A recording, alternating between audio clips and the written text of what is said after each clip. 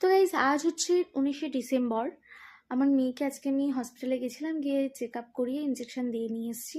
তো এই যে এখন শুয়ে আছে। আমি মুখটা তোমাদেরকে পুরো দেখাবো না, এইটুকুই দেখালাম।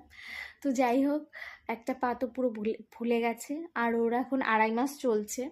আর 1.5 মাসের ইঞ্জেকশন আমি এখন দেওয়া করালাম। কেন তোমরা যদি জিজ্ঞেস করো বলি, কারণ হচ্ছে ওর ওজনটা অতিরিক্ত কম। তোমরা গেস করো তো কতটা ওজন হয়েছিল, যেহেতু প্রিম্যাচিওর বেবি আমি প্রথমেই বলেছি কতটা ওজন হতে পারে। আর এখনও ও নর্মাল কিন্তু ওজনে আসেনি, কিছু ধাক্কা গেছে।